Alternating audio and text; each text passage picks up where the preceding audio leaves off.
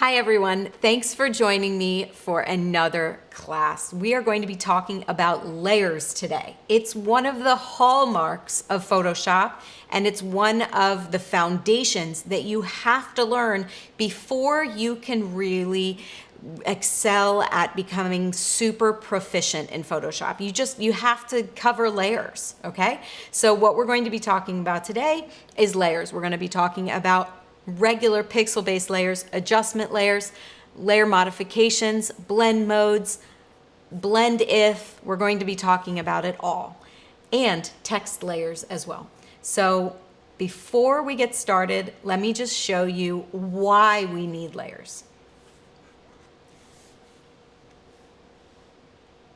Okay, so as an example, I'm just gonna come on in here and I'm gonna draw a couple of things. And I just wanna start off by saying that I am not by any means a very good artist, okay? So we're just gonna be drawing as if we are kindergartners for this example.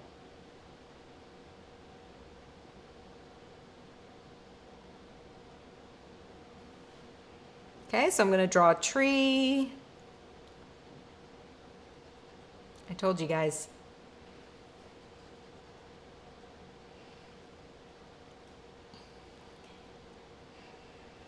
So we got a tree trunk, and let's draw some grass.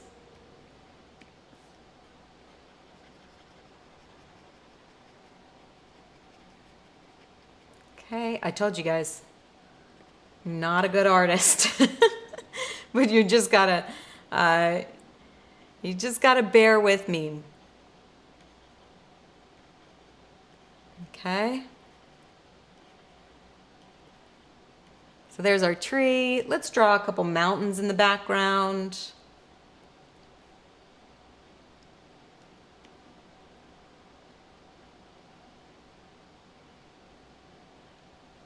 Let's put some snow on our mountains.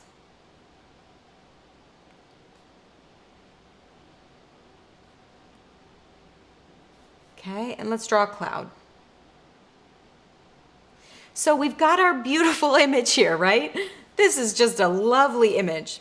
If we look down here on our layers palette, you can see that all of the things that we just painted are on one layer. And that layer usually is going to say background, and it's going to be locked, okay?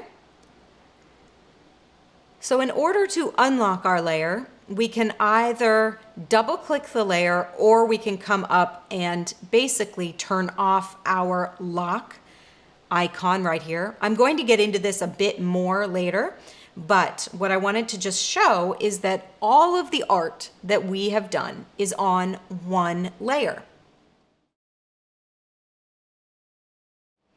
So what happens if we want to come in here and we want to take this cloud and move it from the left side of the image over to, let's say, the center of the sky? Well, we can't do that without moving the rest of the layer, and that's the problem. So what if we were able to separate the tree, the cloud, and the background onto their own elements or layers and allow them to be independently modified from one another?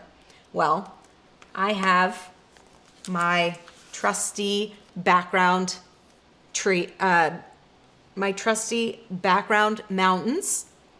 And then if I wanted to put the tree on and be able to modify it independently, I have the layer with just the tree. So what I could do is align these layers up. And because the rest of this layer is transparent, you're not gonna see anything in this area except for the pixels of the tree.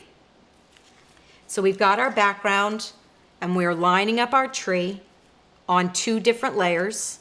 Okay, so if we wanted to relocate our tree to the middle of our frame, we easily could. But now let's add our cloud layer, okay?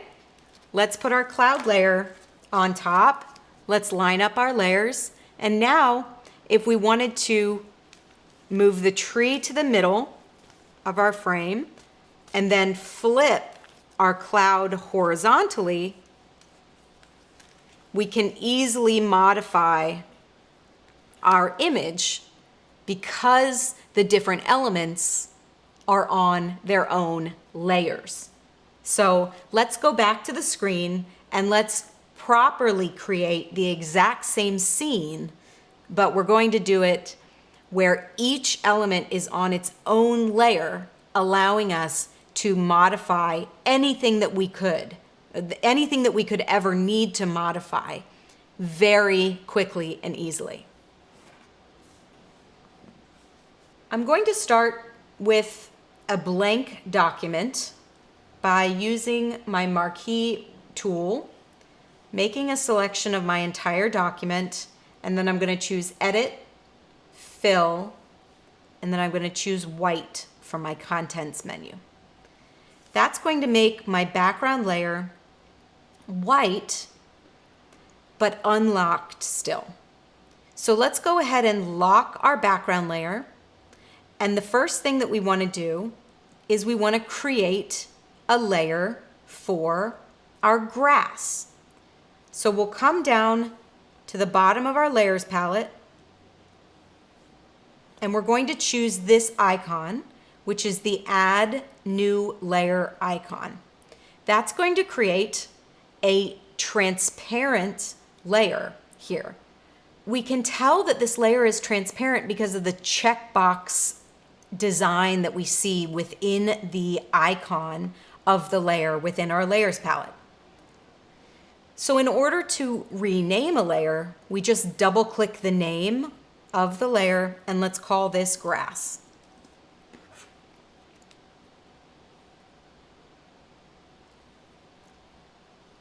Now I can tell that our grass layer is currently selected because of the light gray highlight that the layer has. If we click on our background layer, you can see that that one gets highlighted. That's how you know which layer to actually paint on. Now there is one thing that I'd like to bring your attention to, and that's within the Move tool. If you have your Move tool activated, there's an option up here for Auto Select Layer. And what I'd like to basically say to you beginners out there is that having this checked is not going to be great for you because it's going to end up getting you very lost. So that's within the Move tool. So you activate your Move tool first by clicking this icon with the 4 arrows, or you hit V on your keyboard to activate your Move tool, and then just make sure that Auto Select is turned off for the time being. So we've got our grass layer. Let's choose our brush tool and let's paint with green by clicking on the foreground color swatch, and we'll choose green. Let's make our brush a little bit bigger and let's draw in our grass.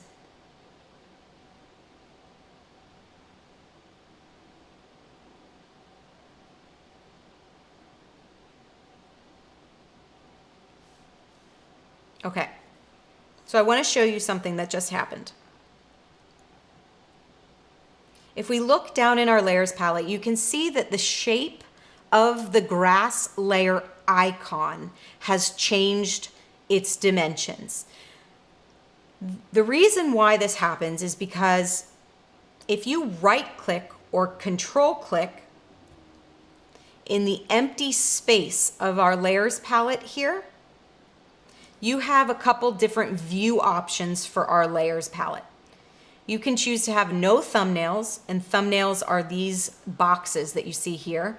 They're very helpful, so I would highly recommend keeping your thumbnails visible. But you also have the opportunity to tell Photoshop how you want the thumbnail to be visible. Do you want the thumbnail to be visible over only the area that has pixels in it? So for example, our grass layer only has pixels along the bottom of the entire canvas. So that's why this looks like this. If we choose to say clip thumbnails to the document size, then you can see that our thumbnail actually changes shape and that our thumbnail looks a lot like the layer of our grass with our transparent pixels on the top. So it just has our grass on the bottom of the layer while the layer thumbnail ratio fits and matches the document size. Okay, so let me just go back. I'm gonna go back one more time to clip the thumbnail to the layer bounds, and that's going to clip it just to the grass that we have here on the lower edge. Or we can choose to clip the thumbnails to the document bounds. By default, Photoshop has clip thumbnail to the document size. Okay, that's what it has set. So for this class, I'm going to leave it as that. But if you are a more advanced user, it's highly beneficial for you to come in here and right click or control click and choose to switch the visibility to just the pixels that are on that layer. It's going to help you a lot more.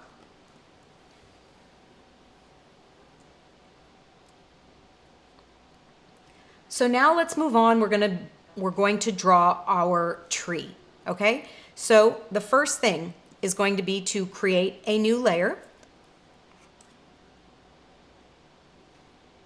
We're going to name this layer Tree. And now we're going to draw our tree.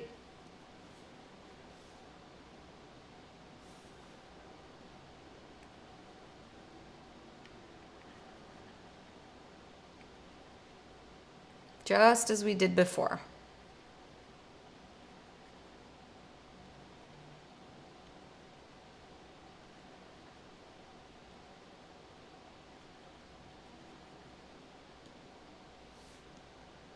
Let's go ahead and change the color from green to brown.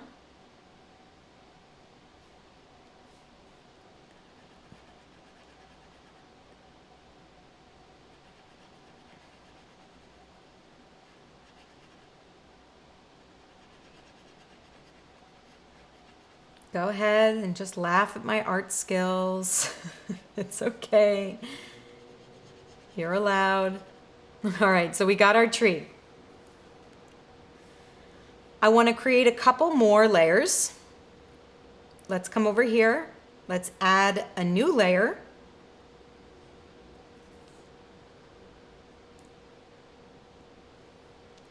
We're going to name this layer Mountains.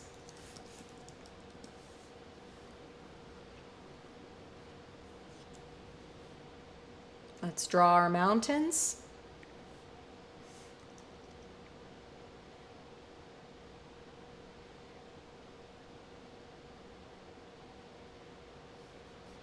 With the snow caps.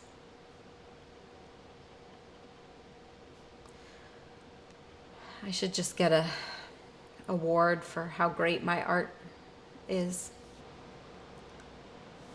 There are my mountains. The last thing that I want to do is add my cloud. So if you'd prefer not to use the little icon down here in the layers palette, you also have the option to come to your layer menu at the top of Photoshop, choose new, and add new layer. Let's call this layer, actually, here, I want to bring this down here.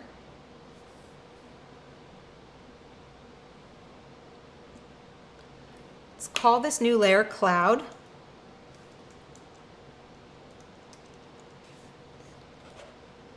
And then we can press OK. And immediately into our layers palette comes our cloud layer.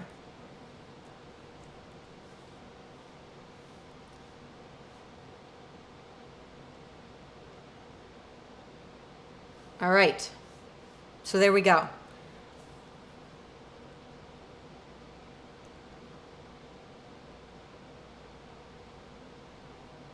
If we come down here, you can see that we have our cloud layer, our mountains layer, our tree layer, our grass layer, and our background. And you can see that even zoomed in like this, it's extremely hard to know what is on our cloud layer if you can't see what's actually on it, because right now it just looks like a bunch of squares, okay? The tree is a little bit more, you can see it, it's easier to visualize. The grass you can see because it's green along the bottom, that makes sense.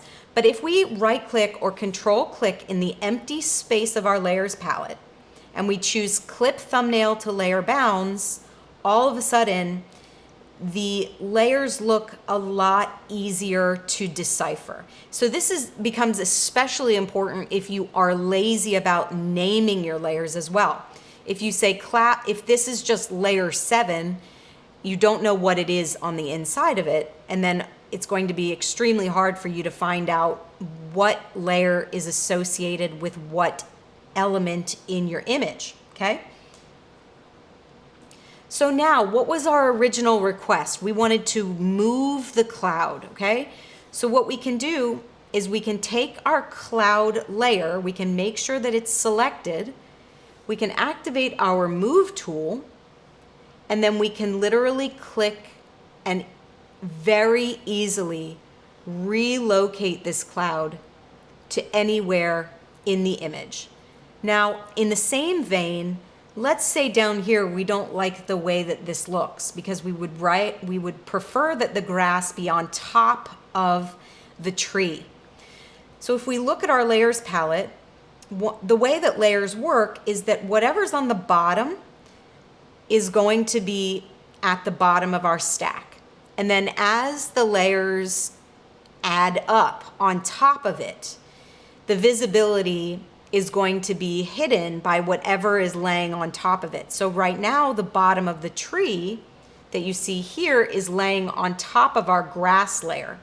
So if we come into our layers palette and we click and drag the grass and we relocate the grass layer above the tree layer, all of a sudden, the bottom of our tree is now hidden behind the grass layer because the grass layer is laying on top of the tree layer. So I hope that makes sense to you guys.